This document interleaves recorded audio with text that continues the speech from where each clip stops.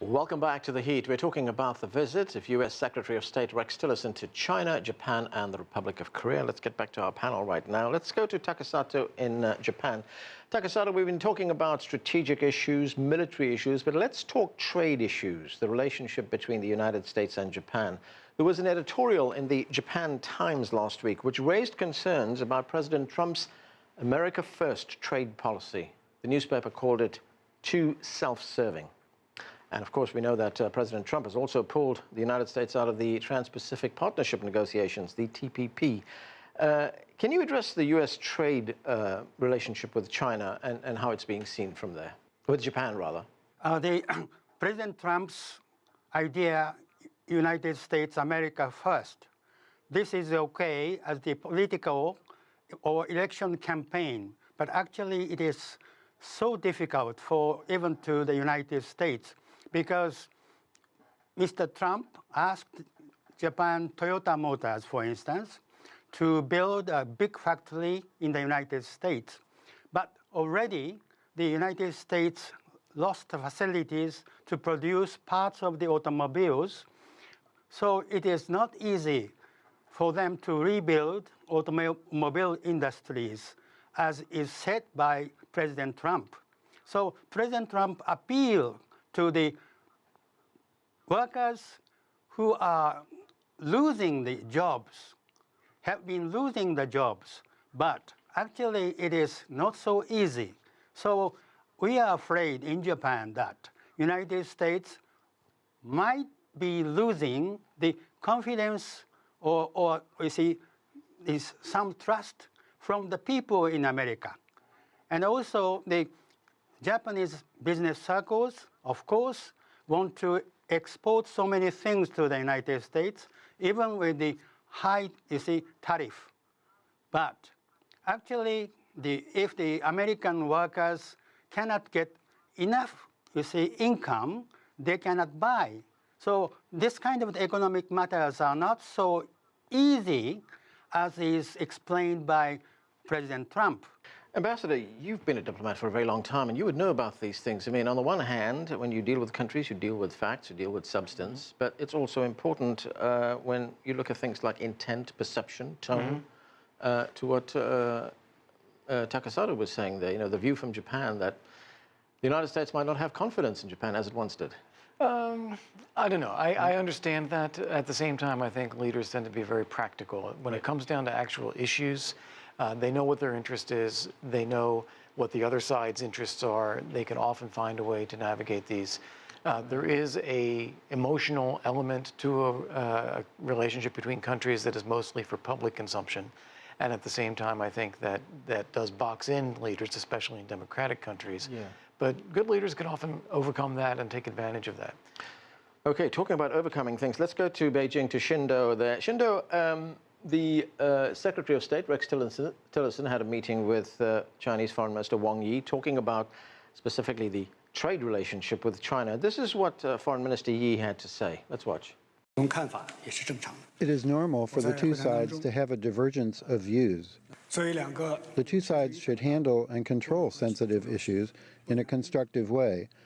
As two big powers of major influence in the world, the importance of China-U.S. relations goes without saying. So, Shindo, we heard some very critical comments from President Trump after he became president, and even before, when he was running for the office during the election campaign. Can these countries get past these differences that were expressed by the president and have a mutually beneficial relationship that could expand trade, perhaps expand investment as well? Well, I think they can. Yeah, it takes a lot of efforts, probably a lot of time for them to try to fix their problem. On the U.S. side, there's a concern, I think there's a genuine concern about the trade deficit. That's huge in terms of the number with Chinese trade here.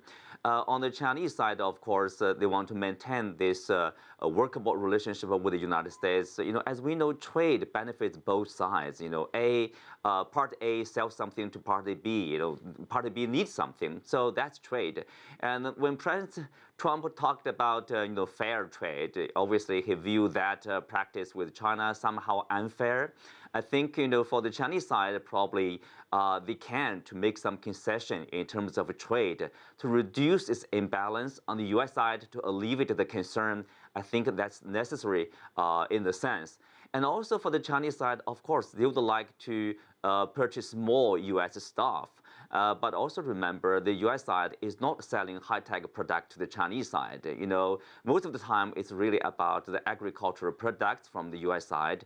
I'm not sure that's enough to alleviate this imbalance between the two countries.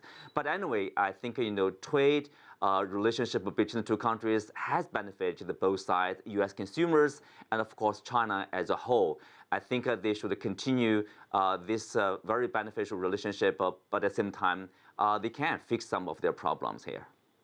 Ambassador, there was another issue in which some alarm bells went off on both sides of the Pacific, and that was President Trump raising this issue of the U.S. commitment to the one China policy.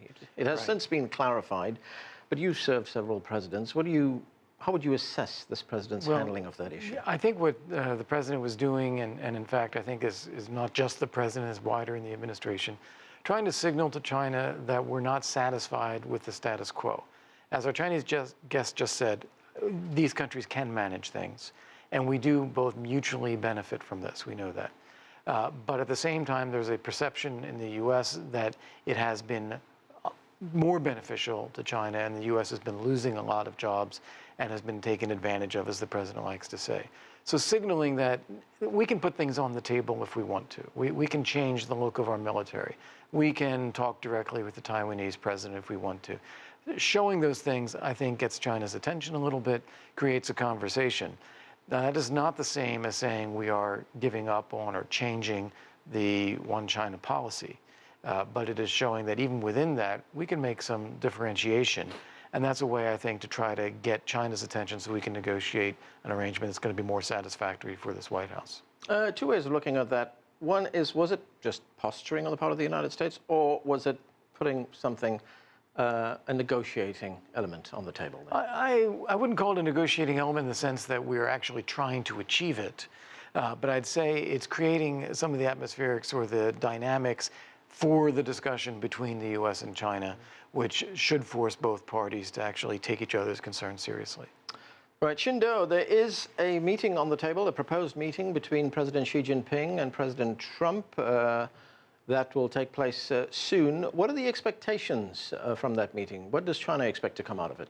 Well, I think the presidents, they are going to touch upon the very substantial issues between the two countries.